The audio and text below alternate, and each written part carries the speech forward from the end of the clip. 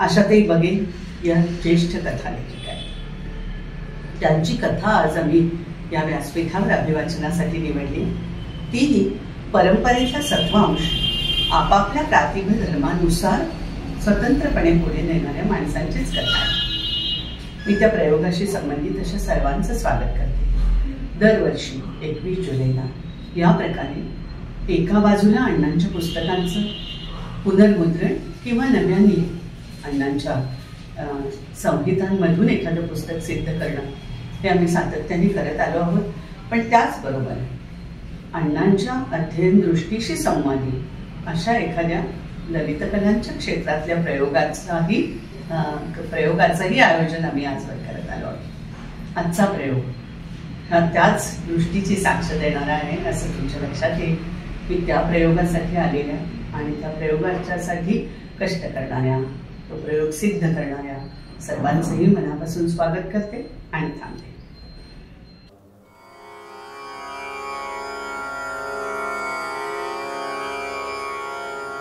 मारवा. सादरीकरण वैभव मांगले. संगीत राहुल रानडे. संकल्पना विनोद पवार.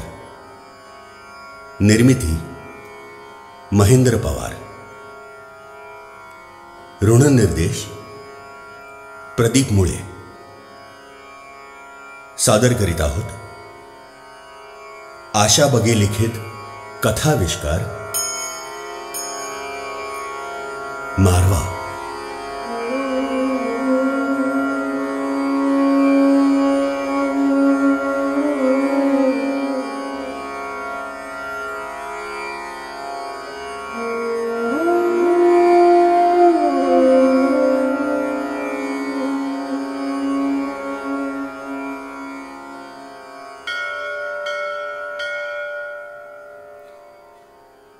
उन्ह उतरणीला लागली तरी अजून रघुनाथ आला नव्हता. आबा वाड्याच्या पायऱ्या उतरून अंगणात आले. वठत चाललेल्या चाफ्याची सावली अंगणात वेडी वाकडी पसरली होती. आबा फेऱ्या घालत राहिले. त्यांची ही सावली त्यांच्या जोडीनं हलत राहिली. मग मुद्दाम आबा त्या चाफ्याच्या उघड्या बोडक्या सावलीत उभे राहिले. दोन्ही सावल्या एक झाल्या. आज वैकुंठ चतुर्दशीचं भजन येऊन ठेपलं. महादेवाच्या मंदिराला दिलेला रंग वाळून पक्का झाला तरी रघुनाथाचा पत्ता नाही. यायचा तर काल सकाळीच, थोडं मागं पुढं म्हटलं तर संध्याकाळी, आणि हद्दच झाली तर आज सकाळी. तात्या शेनाडाकडलं तुळशीचं लग्न रघुनाथाच्या मंगलाष्टकाने गरजलं नाही असं कधी झालं नाही. अगदीच उशीर म्हटला तर मंगलाष्टक सुरू असताना हा येऊन ठेपायचा. काल तात्या शेनाडानं 10 वेळा विचारलं, रघुनाथ करता अजून थोडं थांबू का आबा? पण वाट पाहिली की येत नाही माणूस हटखोरासारखं. अखेर तात्यानं आपल्या भसाड्या आवाजात मंगलाष्टक म्हटली. बरं येतो न येतो याबद्दल रघुनाथकडून एवढ्यात काही निरोपही नव्हता. परवाच तर राऊर केल्याहून त्याचे मित्र इंजिनियर कानडे येऊन गेले. त्याच्याजवळ रघुनाथ काही बोलला नव्हता म्हणे. वासंतीचं म्हणजे रघुनाथाच्या बायकोचं पत्र येऊनही 3 आठवडे होऊन गेलेत. तिनंही लिहिलं होतं, आम्ही बहुतेक येऊच, सध्या यांना काम फार आहे, सुट्टी मिळते की नाही कुणास ठाऊक. त्याच सुमारास कदाचित दुर्गापूरला ऑफिसच्या कामासाठी जावं लागेल असं म्हणत होते. तर पण शक्यतो येऊच. पत्रातले बहुतेक, शक्यतो हे असले धूसर शब्द आबांना जरा खटकले होते. दूरवर रेंगीचा अस्पष्ट खडखडाट ऐकू आला. आबांनी डोळे ताणून पाहिलं, पण नुसता धुरळा उडाला होता. मग आबांची नजर वणा नदीच्या संथ पाण्यावर टेकली. समोरून लहानशी दगडी उतरण आणि तिथून एक मळकी पाऊलवाट थेट नदीपर्यंत गेली होती. नदीच्या एका अंगाला 3,000 वस्तीचं हे लहानसं उमरी गाव पहुडलेलं होतं. आबांनी नजर मागे ओढली. नदीच्या ऐल थडीला डोंगर माथ्यावर उभा असलेला हा देशपांड्यांचा 3 मजली वाडा अजूनही पूर्वीच्या दिमाखात उभा होता. गावातल्या साऱ्या घरांपेक्षा उंच. वाड्याच्या एका अंगाला गोपाळकृष्णाचं मंदिर आणि समोरच्या बाजूला महादेवाचं. दोन्ही मंदिरं देशपांड्यांची. आता मालगुजारी संपली होती तरी साऱ्या उमरेड तालुक्यात उमरीच्या देशपांड्यांचं अजून नाव होतं. तात्यांचे वडील जाऊनही खूप वर्ष लोटली होती. आबांचा मोठा मुलगा डॉक्टर होता. अमेरिकेत स्थायिक झाला होता. कामा त्यांची एकुलती एक मुलगी. तिलाही रावसाहेब नगरनाईक काळे यांच्यासारखं तोला मोलाचं स्थळ मिळालं होतं. धाकटा रघुनाथ इंजिनियर होता. नोकरी लागून तो राऊर केल्याला गेल्यावर सिलिंगच्या कात्रीतून सुटलेल्या शेतीवाडीचा पसारा आवरत आवरत आबा आणि नानी नागपूरचं घर बंद करून उमरीलाच राहायला आले होते. वाड्याच्या खालच्या मजल्यापासून वरच्या मजल्यापर्यंत आबांची नजर भिरभिरत गेली. वरल्या मजल्यावरून त्रिपुरी पौर्णिमेच्या रात्री महादेवाच्या मंदिरावर चढलेला त्रिपूर पाहायचाच या जिद्दीने लहानगा रघुनाथ झोप डोळ्यात दाटूनही पापणी मिटत नसे हे आबांना आठवलं. सुरेश देवताळे गमतीनं म्हणायचा, 12 वाजून गेले मालक, भैरवे घ्या, छोटे मालक पेंगलेत. आबा येतोय का रघुनाथ? आबा मागे वळले. जनार्दन मुंजे विचारत होता. आबा म्हणाले, आल्याखेरीज राहायचं नाही. खरं तर आजवर कधी चुकलं नाही. हो, वेळेपर्यंत येईलच. तसं तोच सारं सांभाळू नये, बाकी म्हणजे बरंच बरं. असे म्हणून जनार्दन मुंजेनं हात उडवले. बाकी हा शब्द अमेरिकेत गेलेला मुलगा आणि 2-4 वर्षांनी एकदा उत्सवाला येणारी कमा यांच्याकरता होता. जनार्दन मुंजेचंही खरं होतं. एवढा एक्झिक्युटिव्ह इंजिनियर, पण रघुनाथ अजूनही सारं राखून आहे. गोपाळकृष्णाच्या सेवेला रघुनाथ तसा दरवर्षी न चुकता येतो. आबांच्या बरोबरीने मागे उभा राहतो. आबांचा स्वर कमी पडतोय असं वाटलं की आपला स्थिर सुरेल षड्ज आबांच्या थरथरत्या स्वरात मिसळून देतो, सावकाश पण विश्वासाने. मग आबा जरा थांबतात, विश्रांती घेतात, कौतुकानं रघुनाथाकडे पाहतात. रघुनाथचं येणं असं ठरलेलं आहे. वर्षातून एकदा सुट्टी काढून बायको मुलांना घेऊन यायचं ते या कार्तिकी पौर्णिमेच्या उत्सवालाच. आणि तसं यायलाही हवं. कुळाचाराची बाब. सेवेला हजर व्हायलाच हवं. आणि हे रघुनाथही मनापासून मानलेलं, स्वीकारलेलं. तशीच अडचण असली तरी वैकुंठ चतुर्दशीच्या भजनापासून ते प्रक्षाळ पूजेच्या समाप्तीपर्यंतचे उत्सवाचे 4 दिवस रघुनाथ मोकळे ठेवतो. कुठली अडचण नसली तर मात्र त्याच्या येण्याचा दिवसही ठरला आहे. तात्या शेनाडाकडचं तुळशीचं लग्न आणि रघुनाथचं येणं हे अनेकदा सम साधून आलंय. कार्तिकी पौर्णिमेचा हा उत्सव म्हणजे देशपांड्यांचा एक मोठा कुळाचार. वैकुंठ चतुर्दशीचं भजन महादेवाच्या देवळात, तर त्रिपुरीचं भजन, गोपाळकाला आणि प्रक्षाळ पूजेचं भजन गोपाळकृष्णासमोर, हे ठरलेलं आहे. आबांचे वडील तात्या असताना प्रश्नच नव्हता. वाडा नांदता होता. नंतर मुलांच्या शिक्षणाकरता आबा नागपूरला राहिले. वाडा बंद ठेवला तरी गोपाळकृष्णाच्या पूजेला आणि नैवेद्याला पुजारी ठेवला होता. देवघर आणि त्यालगतची खोली त्याला दिली होती. शेतीवाडीच्या कामानिमित्त अधूनमधून आबांची फेरी नागपूरला उमरीहून व्हायचीच. तात्या असताना आणि गेल्यावरही कार्तिकी पौर्णिमेचा हा उत्सव कधी व्हायचा राहिला नाही. तसंच रघुनाथ राऊर केल्याला गेल्यावरही त्याची दरवर्षीची वारी कधी चुकली नाही. मग आत्ताच कसं होईल? परत बैलांच्या गळ्यातला घंटांचा लयबद्ध आवाज झाला. रघुनाथाची आवडीची जोडी मुद्दाम आबानेच बस स्टँडवर ठेवली होती. आबाने डोळे ताणून पाहिलं, पण ही तर जोडी देवताळे पाटलांची. भजनात बरोबरीनं सूर पेलून धरणारा, आडाणासारख्या रागातही वरच्या षड्जाला कधी कमी न पडणारा सुरेश देवताळे आता नव्हता. 2 वर्षापूर्वीच तो संपला. आणि सुरेश देवताळेची मुलं गाण्यात त्याच्यासारखी नव्हतीच. देवताळेंसारखा सच्चा सूर त्याच्याबरोबरच संपला होता. देवताळे पाटील, तुम्ही एकदा स्वर लावला की आमचं सारं खोटं बघा. पोरांना द्या तुमचा गळा, असं आबांनी कित्येकदा त्यांना सांगावं. आणि देवताळेंनी म्हणावं, देणारे आपण नाही, घेणारी मुलं नाहीत आबा. तेव्हापासून अनेकदा स्वतःच्या मागे रिकामी राहिलेली ही गादी आबांना भेडसावायला लागली होती. देवताळे गेल्यापासून ही भीती अधिक वाढली होती. त्यामुळे आबांनी यावेळी महिन्यापूर्वीच रघुनाथला पत्र टाकलं होतं, यावर्षी सारा उत्सव तुझ्यावरच आहे. मला खोकला फार आहे, ढास थांबत नाही. जेवणही तुटलंय, झोप नाही, थकवा येतो. आणि ही नामावळी लिहिता लिहिता आबा थबकले होते. स्वतःला त्यांनी थांबवलं होतं, पण त्यांना लिहावंसं वाटलं होतं, रघुनाथ मला बरं नाही हे एक कारण, पण रघुनाथा आता तू तुझी जागा घ्यायला हवीस. उत्सवात तुझ्या जागेवर तू नीट पाय रोवून उभा आहेस हे मला माझ्या डोळ्यात देखत दिसायला हवं. तात्या अंतरुणावर पडले आणि पूर्वतयारीशिवायच गोपाळकृष्णाच्या सेवेला मी उभा राहिलो.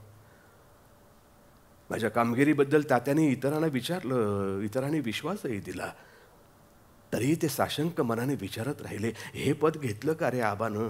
ते म्हटलं का? मी हे यमनात घ्यायचो, आबानं कुठल्या रागात घेतलं? खरं तर अनेक प्रश्न माझ्या मनात तात्यात ठेवून गेले. मला तसं नाही करायचं रघुनाथ. मी चांगला हातीपायी धड असताना सूत्र तुझ्यावर सोपवून जाणार. माझ्या जागी तू उभा राहिलेला निवल्या डोळ्यांनी बघणार. पण असं काही न लिहिताच आबांनी पत्र बंद केलं. सावल्या सरल्या, आभाळ केशरी व्हायला लागलं. नोव्हेंबर संपत आला होता. थंडीचं दिवाळीतलं गुलाबी पण संपवून थंडी बोचायला लागली होती. आबांनी दोन्ही हात कुडकुडल्यासारखे असं जवळ आणले. आतून ढास उसळून आली. नानींनी आतून आवाज दिला, असं वाट पाहिल्यानं येणार आहे का तो? आज चला, थंडी फार आहे. आजच्या भजनाला नसला तरी त्रिपुरीच्या भजनापर्यंत येईल. हो, आणि मागे म्हणणारे जास्ती ते सांगून ठेवा, म्हणजे रघुनाथाची उणीव नाही भासायची. ऐकलत का? तबल्याला वेळेवरून तांबोळी मास्तर यायचेत ना. आणि पेटी? मध्येच आबाने विचारलं. खरंच रघुनाथ नाही आला तर पायपेटीवर कोण बसणार? आबानं पुन्हा ढास आली. नानी त्यांना बळेच आत नेऊ लागल्या. जाताना आबाने मागे वळून पाहिलं.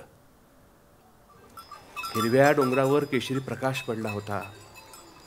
घराकडे परतणाऱ्या गाई वासरांच्या घंटा वाजत होत्या. नदीचं सावळं पात्र संत होतं. त्यात त्रिपुरी पौर्णिमेचं चांदणं पडायला अजून 24 तास बाकी होते. आबा वाड्यात आले. वाड्याच्या दगडी पायऱ्या चढताना अचानक त्यांचा तोल गेला. ते बैठकीतच दोडाला टेकून बसले. नानी तिथं टेकल्या. माझगारात झोपाळ्याच्या कड्यावर बांधून ठेवल्या होत्या. पाठी काढून ठेवली होती. तिकडे पाहत आबा नानीनं म्हणाले, त्या झोपाळ्याच्या कड्या खाली सोडवायला सांग. खोबरेल तेल घाल म्हणावं, म्हणजे वाजणार नाहीत. उद्या मुलं आली की पाळण्याकडेच पळतील. नानीनं हसू आलं. त्यांनी मानेनं हो म्हटलं. आणि कवडूला वाणीची शेलकी कणसं तोडून ठेवायला सांग जरा. पुढे म्हणाले, अजून हुरडा व्हायचा आहे. आबांना ते पटलं नाही. तुमचं हे असंच, माहीत नाही किती दिवसासाठी सुट्टी काढून येतोय. आपला हुरडा झाला नसेल तर वेळ येऊन बोलव. तांबोळी मास्तर बरोबर कणसं पाठवायला निरोप दे. कवडूला पाठव, मी देतो पत्र. पत्र कुणाला देणार? आपल्या नाना हेडावला देईल तो. न द्यायला काय झालं, दोस्तच आहे रघुनाथचा. नाही, 2 वर्षामागं रघुनाथाचा आणि कसला तरी वाद झाला होता त्याचा म्हणे, तेव्हापासून तो उत्सवाला देखील येत नाही. तरुण रक्त आहे, गरम व्हायचंच. कणसं रघुनाथ करता होईत, राग जाईल त्याचा. येईलही कदाचित. आला तर मात्र मजा येईल. त्याचा गळा गोड आहे. नानी पुन्हा हसल्या. जेवायला काय करू? कर काहीतरी हलकंसं. मुगाची खिचडी? हां कर. टोमॅटोचंही सार कर फुरकायला. तुम्हाला आठवतं काय? सार फुरकताना, चहा पिताना तुम्ही आवाज करता ना. रघुनाथाला आवडत नाही ते. मला म्हणतो. काय म्हणतो? हेच सांग जरा आबांना. आबांना हसू आलं. उद्या जरा शेतावरील 1-2 माणसं घरी बोलवून घ्या. सवंगण जरा राहू द्या म्हणावं. 1 जण तर मुलांच्या मागच राहील. मागच्या वर्षी रघुनाथ राऊर केल्याची ती कानडी मंडळी घेऊन आला तेव्हा केवढी त्रेधा उडाली तुझी. तेव्हा आपल्यापेक्षा आबांचीच धावपळ झालेली आठवली नानींना आणि हसू आलं. रात्री महादेवाच्या मंदिरात वैकुंठ चतुर्दशीचं भजन सुरू झालं. तांबोळी मास्तर तबल्यावर होते. बकाराम, तात्या शेनाड, जनार्दन मुंजे प्रायमरी शाळेचे शिवणकर गुरुजी मागं होते. पदं त्यांच्या जिभेवर होती, अनेक वर्षांची सवय. पंचपदी होऊन गेली आणि मग मात्र आबांचा धीर सुटत चालला. एक वर्षी पाहता रुपडं है मायालोबा अटलाजी हे पद घेतलं तेव्हा दारातून आरोळी ऐकू आली होती. आलो आबा, मध्यम घ्या, पाय धुतो आणि येतो. हे पद रघुनाथ मध्यमात घ्यायचा, कारण आबांचा स्वर तितकासा चढत नसे. आता आठवणीसरशी आबांनी तेच पद घेतलं, पण पद अर्ध्यावरच थांबलं. शेवटला शर्जाचा ऐकार न लागताच कुठेतरी घनगळला. गार हवेनं आबांचे स्वर थरथरून कापले, इकडे तिकडे फेकले गेले. तांबोळी मास्तरीने लावलेला अध्दा गुळमुळीत झाला. आबांना ढास आली. मागचा बगाराम पुढं झाला. त्यानं आबांनी सोडलेल्या स्वरांचा ताबा घेतला. भजन पूर्ववत सुरू झालं, पण आबांचं लक्ष लागेना. आबा, सुंदरी चितगणे घेता? शिवणकर गुरुजींनी विचारलं.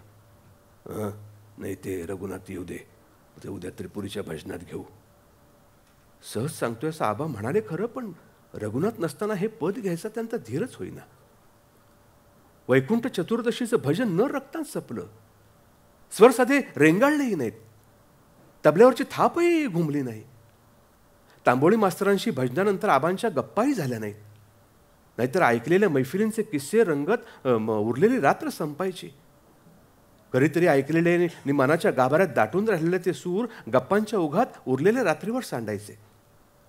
तांबोळी मास्तर, मल्लिकार्जुन मनसूर एकदा 1.5-2 तास तोडी गायले होते. सकाळची मैफिल होती. काय सांगू, काय त्यांचा झाला तोडी. तोडी संपला आणि त्यांनी देसी घेतला. पण काय सांगू तुम्हाला मास्तराव, तोडीतला तो गंधार असा वाट अडवून बसलेला बघा. काही केल्या बाजूला होईना. दाद द्यावी तशी तांबोळी मास्तर तबल्यावर थाप मारायचे. पुरे आता मास्तरांना काही खाय प्यायचं विचाराल, अंतरून पांघरून बघाल का नुसत्याच गप्पा, असं मास्तरांच्या हातात दुधाचा पेला देत नानी म्हणायच्या. आज मात्र आबा मुकाट झोपायला गेले. त्रिपुरी पौर्णिमेचा दिवस मख्खासारखा उभा राहिला. मंदिराचे पांढरे कळस अशक्त वाटायला लागले. वणा नदीच्या खुळखुळत्या पाण्यावर पडलेली सूर्याची कोवळी किरणं कडक होऊन पुन्हा मलूल झाली. हिरवा डोंगर माता केशरी होऊन उठला. दूरवर बैलांच्या गळ्यातल्या घंटांचा वांज आवाज. आज आबा अंगणात फेरी मारायला सुद्धा आले नाहीत. त्रिपुरी पौर्णिमेचा चंद्र आबाळात हळूहळू वर सरकला आणि आरोळी आली. आलो हा आबा मी. आबाने मनोमन गोपाळकृष्णाला हात जोडले. लाज लाखरीस रे बाबा, सेवेत खंड पडू दिला नाहीस. रात्री करता काकडे तुपात भिजवणारे नानींचे ओशट हात थरथरले. अरे केवढा उशीर, वाटलं येतोयस की नाही. अगं ऐनवेळी काम निघालं, काही टेक्निकल कामासाठी मला दुर्गापूरला जावं लागलं. हो, वासंतीला आणि मुलांना पाठवणार होतो, पण तू येशील याची खात्री होतीच रे बाबा. पण आबा पुढे बोलले नाहीत. काल त्यानं कुठल्या अवघड वाटेवरून जावं लागलं हे बोलून कशाला दाखवायचं याला. ते इतकंच म्हणाले, कालचं भजन काही रंगलं नाही बाबा, रंगच जमला नाही. अरे चढणार नाही म्हणून स्वरही खालचाच ठेवला होता. आता आज रंगू आपण आबा. तुम्ही मागे असाल ना आबा? पाहता रुपडं घेतलं का? घेतलं रे, पण त्यात काही अर्थ नव्हता. सुंदरे चितगणे मात्र ठेवलंय तुझ्याकरता. तुझ्या पदांना हात लावला नाही बाबा, हिंमतच झाली नाही. रघुनाथ समाधानानं हसला. बैठकीत नेण्यासाठी तबला आणून ठेवलेला होता, त्याच्यावर त्याने थाप मारली. तांबोळी मास्तर आले का आबा? हो, कालच आले. जनार्दन मुंजे बरोबर जरा फिरायला गेलाय शेताकडं. आणि गोपाळकाल्याला नाना हेडव पण यायचा आहे, निरोप आला होता काल त्याचा. रघुनाथाच्या येण्यानं वाडा पुन्हा गजबजला. मुलं केव्हाच पळाली होती पाळण्याकडे. वासंतीनं चहाला आदण ठेवलं. आपलाच अलगत लागलेला स्वर तृप्तीनं ऐकावा तसं आबा सारं बघत न्याहाळत राहिले, गुणगुणत राहिले. आणि गुणगुणताना नकळत बिहागचे सूर आले.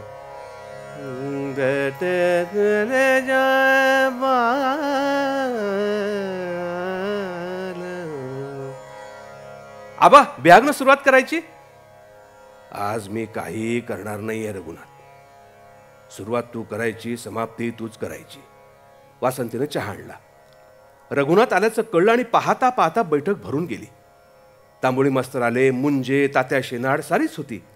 वासंतीनं पुन्हा चहाचं आधण चढवलं. रघुनाथ गप्पात गुरफटायला लागला तसे आबा म्हणाले, जेवणाचं बघायला हवं रे बाबा, ही सारी मंडळी तुझ्याच पंक्तीला थांबतील. आज बरोबर नावाच्या ठेक्याला भजन सुरू करू.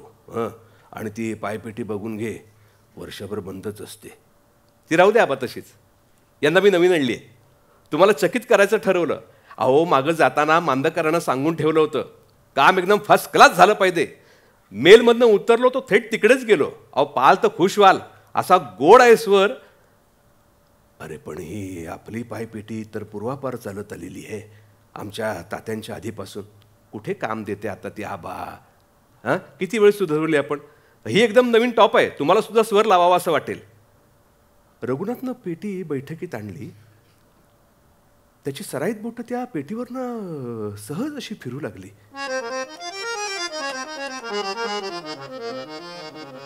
यमनातले गंधार निषाद समईच्या वातीसारखे पुढे सारले गेले. तांबोळी मास्तरांनी एकदम दाद दिली, वा बा, जवाब नाही. रघुनाथाचा हात बाकी अगदी आपल्या गुणवंतरावांसारखा गोड. गुणवंतराव कोण? अहो, आपले गुणवंतराव आकेकर हो. गुणवंतरावांवरून गप्पा गोविंदराव टेंब्यांच्या पूर्वा कल्याणात कधी शिरल्या हे कळलं देखील नाही. पण आबा मात्र मूक होते. ती नवी कोरी बाजाची पेटी, तिचं पॉलिश केलेलं लाकूड, चकचकीत नव्या पट्ट्या, यातलं काही मानवे ना आबांना. या नव्या प्रवाहात शिरणं त्यांना जमेना. गोपाळकृष्णाची मूर्ती, पितांबर, देऊळ, मुकुट, टाळ, झांज, पद, पदांचे अर्थ, राग. आणि आपणही फार जुने झालो आहोत की काय असं वाटायला लागलं त्यांना. आपण झिजलो आहोत. पण म्हणून बाकी रघुनाथ, पेटी मात्र झकासा, कोणीतरी म्हणालं. मग मात्र आबांना तिथे थांबवेना, ते उठले. रघुनाथ आल्याचा आनंद अकस्मात सांडला. मनातलं हे सारं रघुनाथपर्यंत कसं नेऊ, ते कासावीस झाले. आणि त्रिपुरीचं भजन मात्र बेफाम रंगलं. पेटी एकदम सुरेल होती. पंचपदीनंतर रघुनाथनं एकदम काल राखून ठेवलेलं हक्काचं सुंदरे चिदघने घेतलं, तेही चढ्या स्वरात.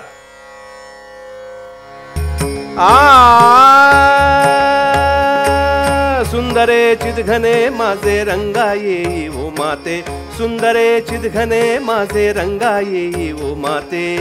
टाळविसी साल सत्वर पावसी दीनानाथे. दिनानंतरच्या आकाराला मस्त गिरकी देऊन रघुनाथानं भूपातला षडजा असा कसदार लावला की सारे पाहतच राहिले. आबांनी नकळत दाद दिली, पण थोडी मनाविरुद्ध. मध्यमातली 2-4 पदं घेऊन रघुनाथनं थेट आडाणा घेतला. हेच पद आबा, तात्या तिलक कामोदात घ्यायचे. तात्याने बिहागात बांधलेलं म्या नयनी देखीला हरिग बाई विटेवरी हे चक्क त्याने भैरवीत घेतलं. जनार्दन मुंजेनं वा केलं. शिवणकर गुरुजी झांज घेऊन तृप्त मनानं आरतीला उठले. मांडी बदलून तांबोळी मास्तरांनी तबला जरासा चढवला आणि मनाजोगा लागल्याच्या खुशीत मान हलवली. पण आबा मात्र कशातच नव्हते. रघुनाथानं ही चालवली मोडतोड त्यांना अस्वस्थ करत होती. आज रघुनाथ आबांच्या जागी होता, आबांच्या वेशात होता, धोतर उपर्ण घालून होता. कमळाच्या 8ही पाकळ्या फुलून याव्यात तसा स्वर त्याचा षडजाला भिरू पाहत होता. आबा मागं बकारामजवळ उभे होते. कालपर्यंत ते रघुनाथाला आपली जागा द्यायला उत्सुक होते, पण आज त्यांना ही जागा सोडवेना. मनात त्यांच्या कळ उठून आली. रघुनाथ म्हणतोय स्वर लावा, स्वर लावा, पण आबा मात्र ध्रुवपद तेवढंच घेऊन बसले होते. त्यांचे स्वर शब्द थरथरत होते. आरतीच्या वेळी तर त्यांच्या हातातून काकडा खाली पडला. कोणीतरी त्यांना वाड्यात आणून बसवलं. रघुनाथ तन्मय होऊन आरती म्हणत होता. झांग ठेक्यात वाजत होती. ती लय साऱ्या मंदिराच्या आवारात भरून राहिली आणि रघुनाथाला चढली. तो बेफाम झाला. धन्य वेणुनाद अनुक्षेत्र पाळा, सुवर्णाची कमळे वनमाळा गळा, राई रखमाबाई राणी या सकळा, ओवाळी तो राया विठोबा सावळा. जय देव जय देव.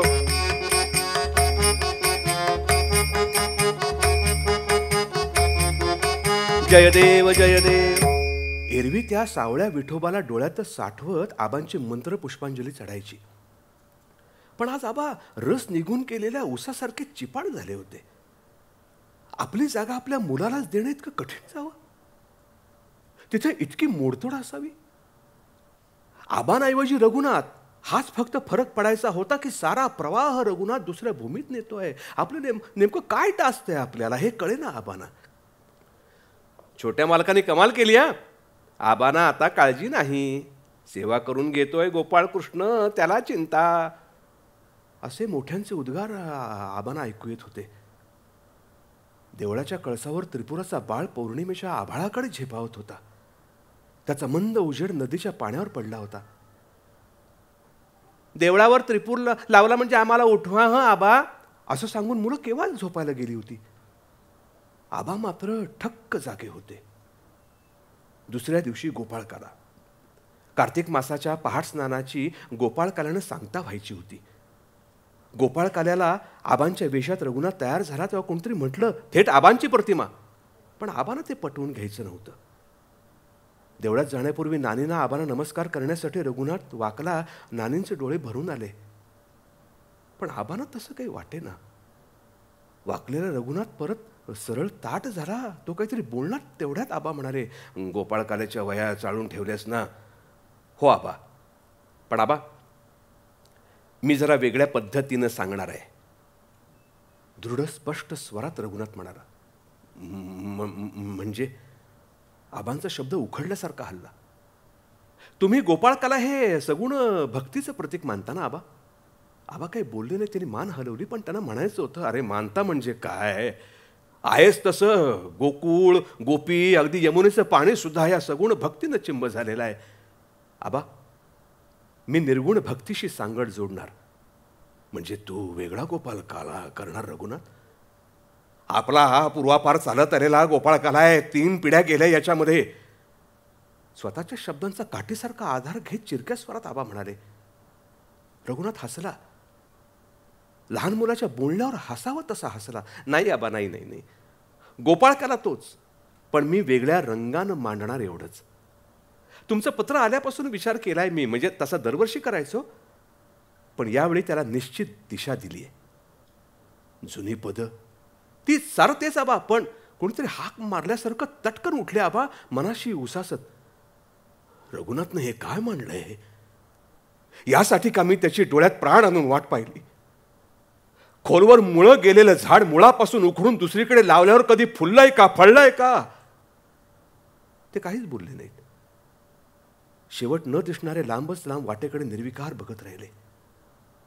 त्यांना रघुनाथाची काळजी वाटली. त्यांना वाटलं कसं सांगावं याला की अरे बाबा, हा वासा कठीण आहे, पेललं तर घे, नाहीतर सारं इथंच माझ्याबरोबर संपलं थांबलं असं समजतो मी. आबांची ही कळ तांबोळी मास्तरांना बरोबर समजली. तेही त्यांच्या मागोमाग उठले. हळूच आबांना ऐकू जाईल अशा आवाजात म्हणाले, तरुण रक्त आहे आबा, चालायचंच. अहो तांबोळी मास्तर, पण हे सारं आपलं आहेच कुठे?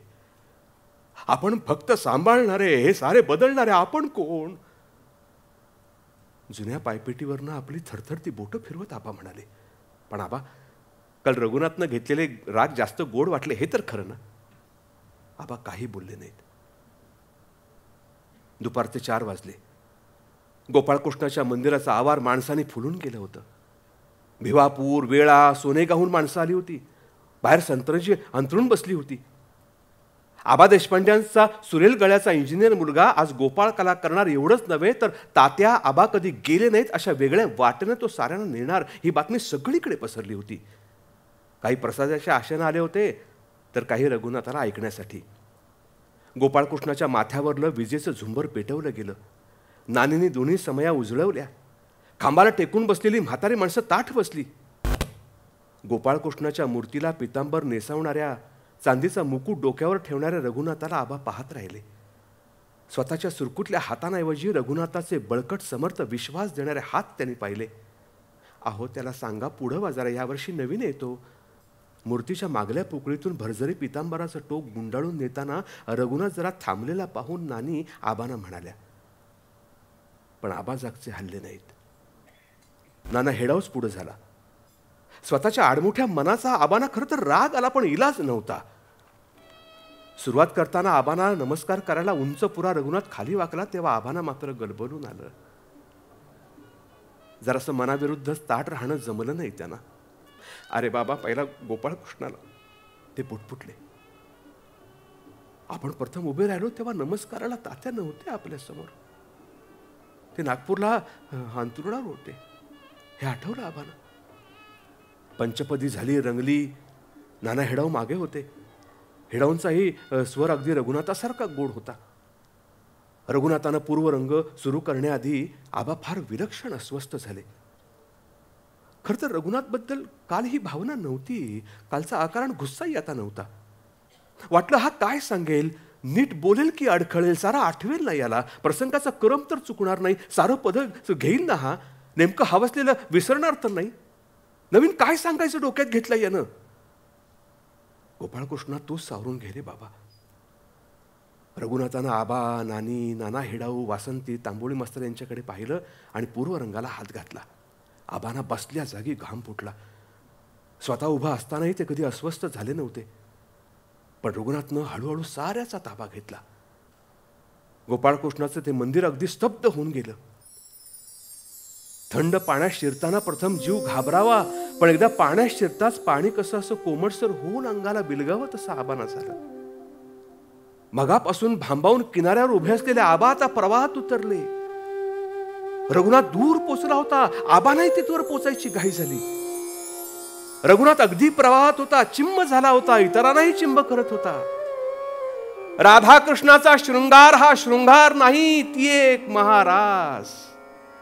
हा महारास स्वतःच्या इच्छेकरता खेळलेली एक ओ हम बहुश्याम, मी एक आहे अनेक व्हावं, ही तर त्या निर्गुण निराकार गोपाळकृष्णाची इच्छा. तात्या शिनाड, मुंजे, तांबोळी मास्तर, आबा सारे चकित झाले. रघुनाथ सांगत गेला ते सगळं त्यांना पटत गेला. नवीन काही नव्हतंच, फक्त आकार नवा होता, रस्ता नवा, नजर नवी. या नव्या रस्त्यानंही हव्या त्या जुन्या ठिकाणी पोचता येतच होतं की बीज तेच होतं, कदाचित माती नवी नसेल एवढंच. काल आल्या रघुनाथाविषयी मनात असलेला आकस आबांना आठवला. शरमून गेले ते. अगदी आपल्यासारख्याच दिसणाऱ्या रघुनाथाकडे ते पाहत राहिले. रघुनाथाच्या जागी त्यांच्यासारखा दिसणारा त्याचा मुलगा, त्याच्या जागी पुन्हा त्याचा मुलगा, सारे एकाहून एक सुरेल सच्च्या स्वराचे धनी. रिकामी राहणार म्हणून आबांना भेडसावत असलेली ही उत्सवाची गादी आता कधीच रिकामी राहणार नव्हती. सुरेश देवतळेचा स्वर त्याच्याबरोबर संपला, पण आबांचं तसं होणार नव्हतं. पूर्वरंग सरला आणि रघुनाथानं कथा सुरू केली. आता एक महाराज त्या मंदिराच्या आवारातच सुरू झाली. उद्धवाला गोपीने सांगितलं, सगुण रूप नयनी नयनी मज दावा, मग तुम्ही वेदांता गावा. रे रे रे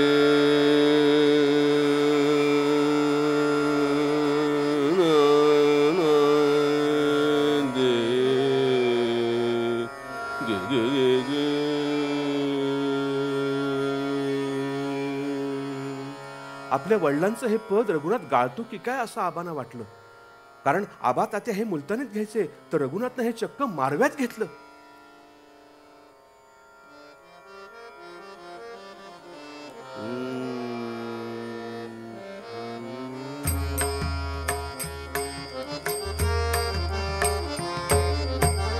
सगुण रूप नयनी नयनी मज दावा, सगुण रूप नयनी नयनी मज दावा, मग तुम्ही वेदांता गावा, मग तुम्ही वेदांता गावा, मग तुम्ही वेदांता गावा.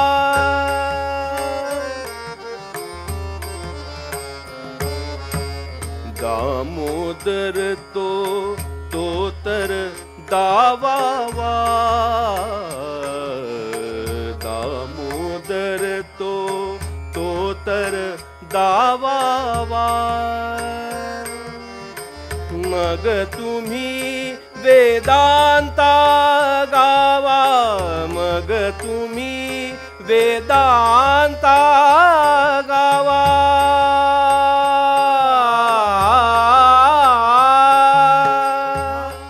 सूर्य आभाळात रुतत चालला असता ही चाल आबांना फार गोड वाटली. रघुनाथ आणि नाना हेडव यांचा स्वर, टाळ, पेटी, पदांचे शब्द, त्यांचा अर्थ आणि माणसाने फुललेलं गोपाळकृष्णाचं मंदिर सारं एकजीव झालं होतं, एका महारासेत बुडालं होतं. आबांना मात्र आत बसवेना. तिथून निसटले, मंदिराच्या बाहेर आले. सावल्या सरल्या होत्या, संध्याकाळ पसरायला लागली होती, झाडांचे आकार बदलायला लागले होते आणि गोपाळकृष्णासारख्या सावळ्या उजेडात ते नदीचं पात्र आबांना स्पष्ट दिसलं, अगदी पहिलं तीरासह. मंदिरात रघुनाथाचा मारव्यातला षड्ज सुरेल, स्थिर आणि खडा लागला होता.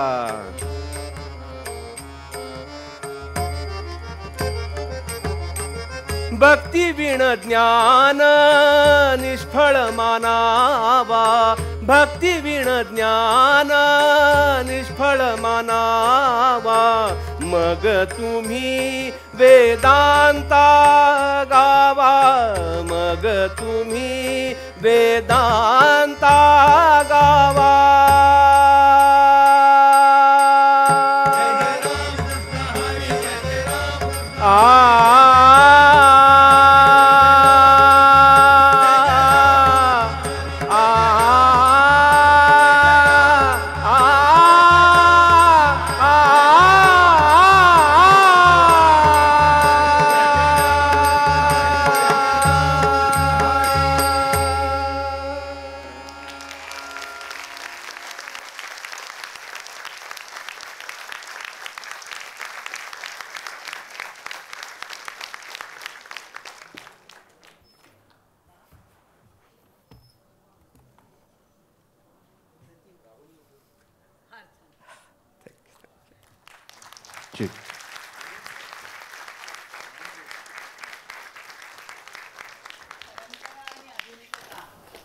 हे सूत्र पुन्हा या कथेमध्ये असल्यामुळे याचा प्रयोग इथे करायचं ठरवलं होतं.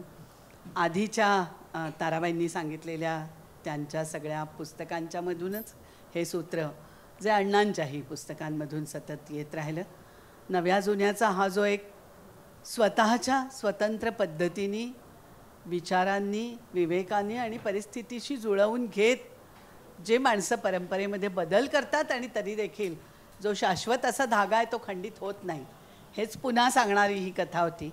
वैभव बांगल्यांनी अतिशय उत्तम अशा प्रकारे त्याचं खरं म्हणजे वेळ असता तर आधीच हे सगळं बोलणार होते आणि या कथेच्या या सुरांवरच आपण थांबणार होतो.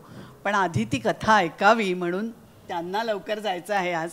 तरी देखील आज आपण हे सगळेजण, हे आमचे विनोद पवार, हे यांनी हा सगळा घाट मुळामध्ये घातला. महेंद्र पवार, या मला हे सगळ्यांना मामामुळे मामा या या मामा या दिग्दर्शन यांनी केलेलं आहे, राहुलने संगीत केलेलं आहे. हो हो, राहुल ये. बर मी पळतो मग.